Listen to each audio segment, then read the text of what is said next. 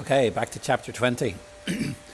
Eventually, Echo drifted off to a deep sleep, waking early the next morning to find they'd left the warmer climes of Aqualibre and were sailing above dense forests punctuated by brilliant blue lakes.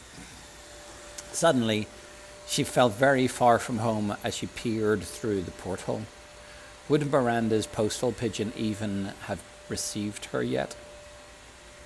Have reached her yet? That makes better sense. And how was poor Horace holding up? Echo shook her head. If only she could send a message to him too, to tell him that she was on her way, that she'd rescue him and everything would be all right.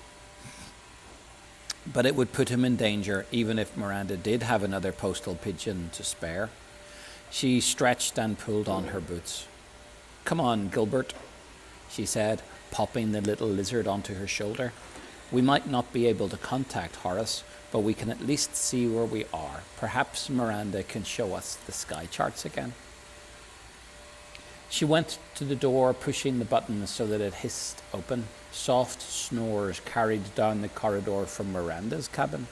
"I'm sure she won't mind if we take a quick look at the charts while we're waiting for her to wake up," she whispered. Gilbert gave a shrug of his scaly shoulders. Echo tiptoed silently along the corridor until she came to the cockpit. Anaconda was still gliding along smoothly, and the control screen read autopilot.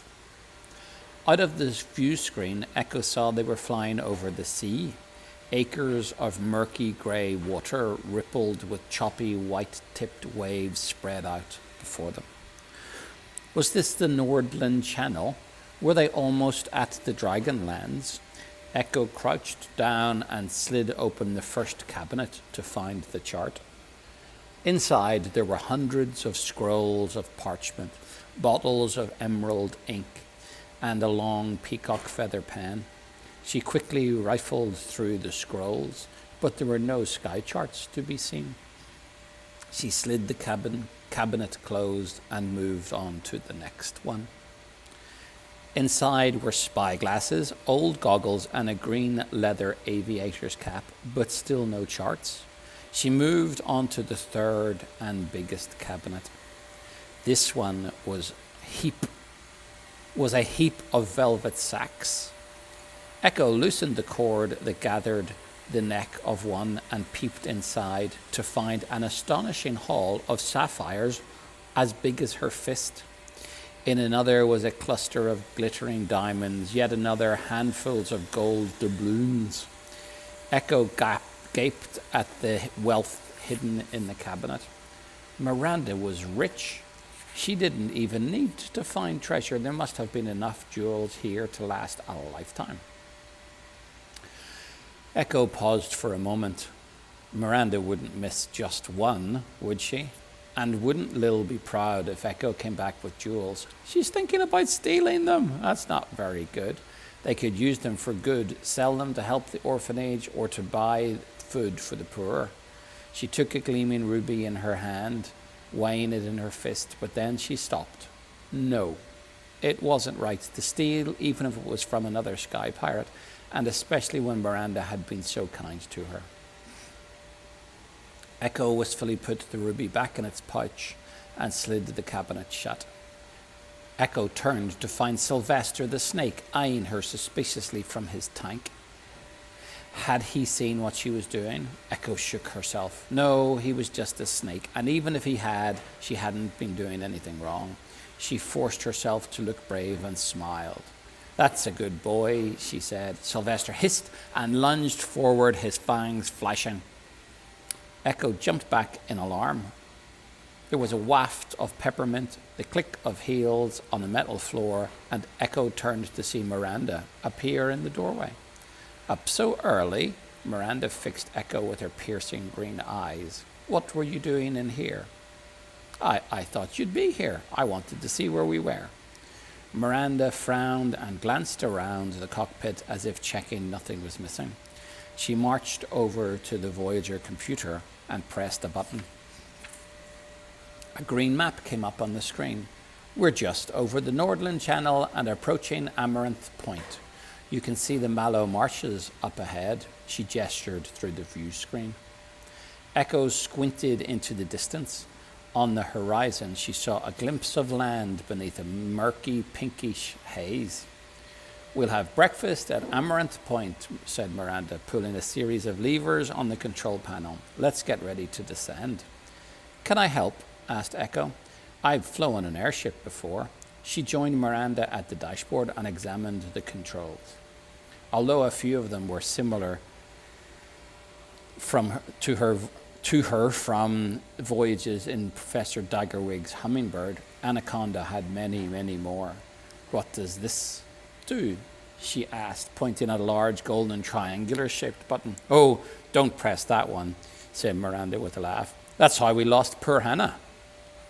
Echo snatched her hand away. Who was poor Hannah, and how had Miranda lost her? Miranda must have noticed her perplexed frown because she giggled and pointed to the square outline on the cockpit floor.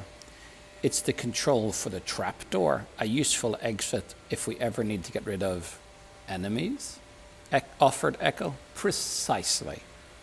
Right. Echo watched in unsettled silence as Miranda expertly brought Anaconda down to land in the Mallow Marshes. As they got lower, Echo gazed out through the view screen across the rose-tinted landscape.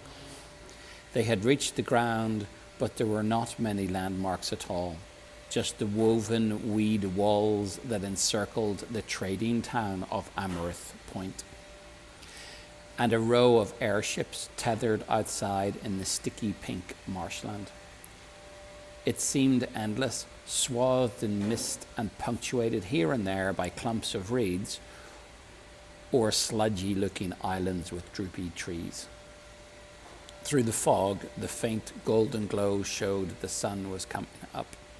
Miranda flicked a switch to slow the engines, and they landed with a squelch next to the other ships. These are the Mallow Marshes, said Miranda. She pressed a button and Echo heard a latch open with a hiss.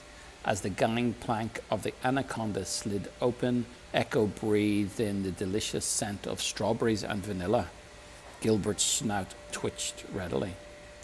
What's that smell? She said. Oh, that's the marshmallows. They grow on the reeds here. She pointed to a clump of tall, slender leaves. Marshmallows? Echo gaped, then broke into a grin as she spotted the soft pink and white blobs growing up on the tips of reeds. Her mouth watered. Miranda looked at Echo for a moment. Why don't you go and collect some while I get myself ready? Don't get lost, though. You might come to a sticky end. I'll be careful. Echo slung her knapsack over her shoulder, rushed down the gangplank, and waded out through the pinkish water to the nearest clump of mallow reeds. Gilbert sprang from reed to reed, careful not to get his feet wet. When they moved far enough away from Anaconda and Miranda, Echo glanced around. Miranda was right. There really was nowhere to run to, just endless pink marshland as far as the eye could see. But wait, what was that? Something was moving on the horizon.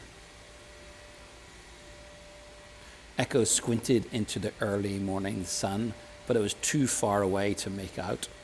What is it? She said. Can you see it, Gilbert? Gilbert scuttled to the top of the tallest reed and cocked one conical eye. Like that. Can you do that? What do we see? Yes. Echo grabbed Horace's spyglass from her bag and focused in on a strange, long-necked, woolly, pink creature. As she watched, she realized it wasn't just one animal, but a whole herd of them. At first, they blended into the Mallow Marshes, but soon she could make out a whole pack of the peculiar beasts, and they were galloping straight towards her. Ha-ha! End of chapter. Chapter 21 comes next. Oh, and look, there's a photo of...